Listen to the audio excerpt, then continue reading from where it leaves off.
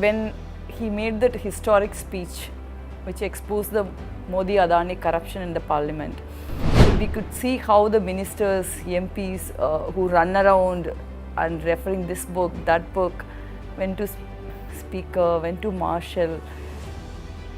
They were like completely nervous. They didn't expect this attack. They might be thinking that this corruption would have been hidden forever. But when Rahulji exposed this corruption on the floor of the parliament with evidence, it hit them hard. And the response which attracted across the country next 48 hours, definitely it's a difficult time for Modi government. See, for me, it's a freedom of expression. It's an equality. It's an equal opportunity. It's a transparency. It's an accountability. More than all these things, it's a voice of the people. So now, nothing these kind of things is remaining in India. It's a like undeclared emergency. There is no free press.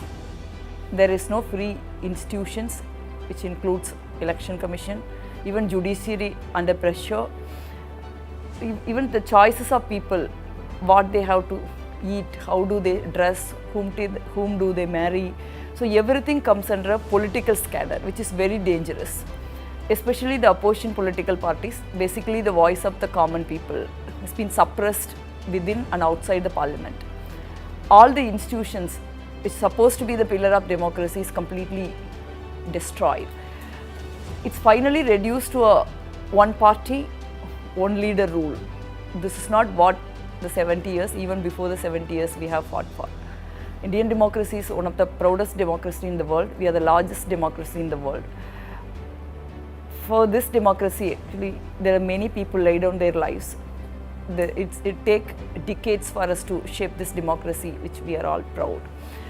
Now it's the basic democracy, the basic tenet of the democracy is under attack.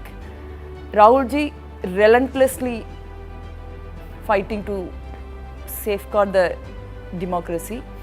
He is the lone voice against the Modi government, and the way it suppressed the democracy is dangerous. This is not Rahulji's problem or the Congress party's problem anymore. This is the country's problem. If we allowed the same situation prevail, even after this kind of suppression, we might fight for a second independence. In my view, we are heading towards it. See, why it's raising so many questions means there are a lot of hidden things inside. It's not a fair business, The country is under sale for a one friend, Mr. Modi's friend, Mr. Adani. Whether it's a airport or ports or spectrum or a defense deal, all given to this one man, Adani's company, which has no previous experience in any of this business. There is no rule has been followed. Wherever Prime Minister goes, generally we expect Prime Minister of the country goes to foreign countries, have a diplomatic relationships. But in this case, Mr. Narendra Modi goes to all other foreign countries, either with Mr. Adani or Mr. Adani going before Mr. Modi or after Mr. Modi's visit. And without fail, he is getting all the contracts.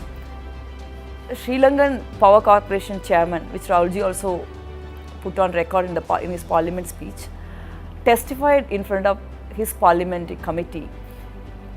Sri Lankan president told him, Indian Prime Minister, pressurizing him to give a power contract to Mr. Adani. The same story in Australia, same story in Bangladesh. So why Prime Minister is so much interested within India and outside India, getting a business to one man? Is this the job of the Prime Minister of the country? Then Adani has so many shell companies. Rahulji is repeatedly asking this question. 20,000 crores has invested in these shell companies.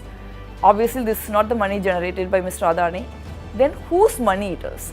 Why Prime Minister is so much interested to build a business up of one man?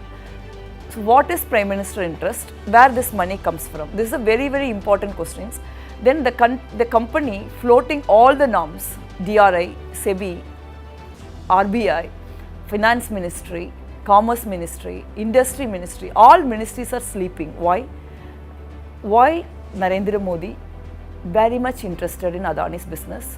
Why he sells India for him? This is a very important question because this money is not coming from the air. This is a people money, common people, ordinary people, middle class people with their hard work, decades of hard work.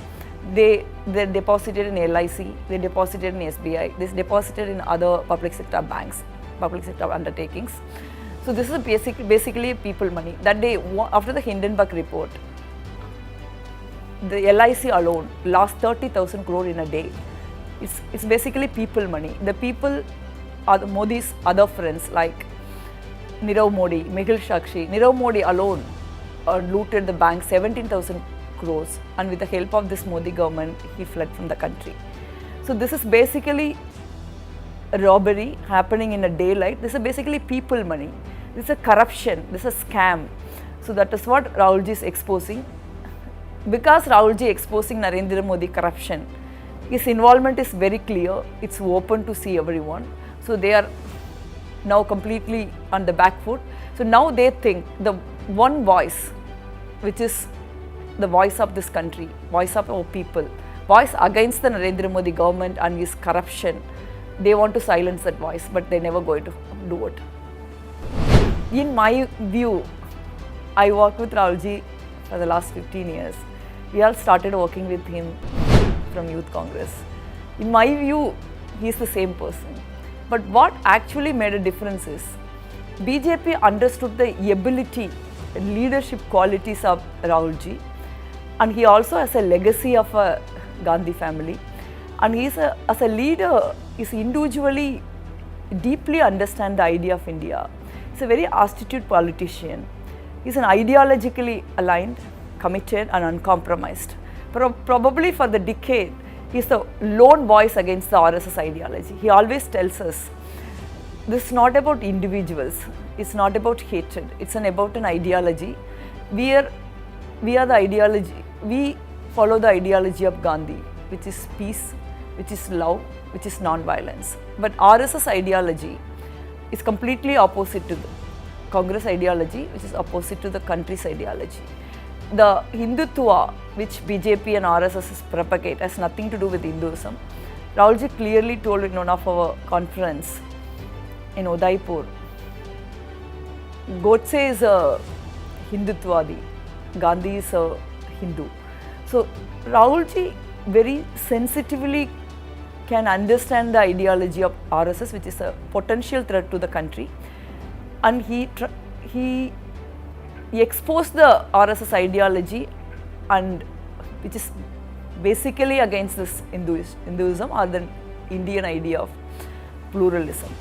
Secondly, Rahul ji is a very committed leader. He is a very honest leader. He can unseat the Modi government. They understood this more than a decade, even before the country understood him.